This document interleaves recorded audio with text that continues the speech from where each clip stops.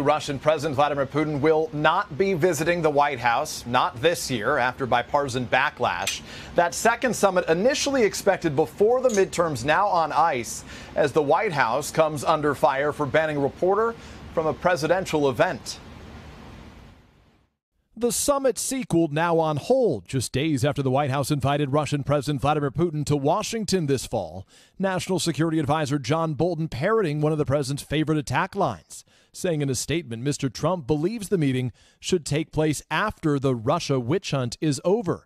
So we've agreed that it will be after the first of the year. But Special Counsel Robert Mueller has never put a timetable on his Russia investigation, and the Kremlin has yet to commit to any U.S. trip, saying the two leaders would have other opportunities to meet. The delay welcomed on Capitol Hill as Democrats and the Republican chairman took aim at that widely panned Helsinki sit-down. It's the president's public statements that create concern amongst senators on both sides of the aisle.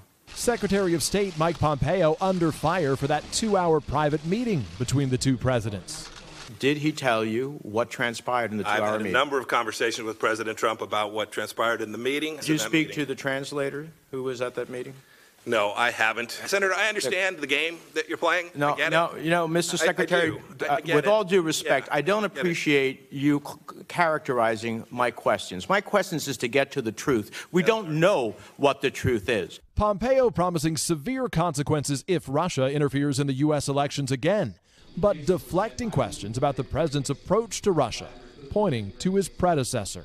Compare the following: Barack Obama speaking tough on Russia and doing nothing. Those were true. It is true. I understand you want to rewrite the Obama policy on Russia, but that's simply not true. He organized all of Europe and all of the world. Let's go. President Trump ignoring questions about Putin and his former protector, Michael Cohen, less than 24 hours after Cohen's attorney released audio of Cohen and then candidate Trump discussing a hush money payment to a former Playboy centerfold. Trump venting his anger on Twitter. What kind of lawyer would tape a client? So sad.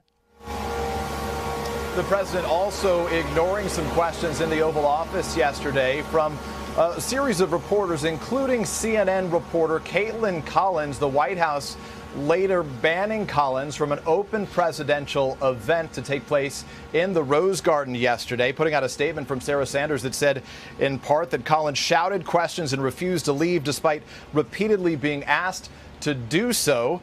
The move blasted by many media outlets, including Fox News and the White House Correspondents Association, that called it inappropriate, wrong-headed, and weak, saying it cannot stand.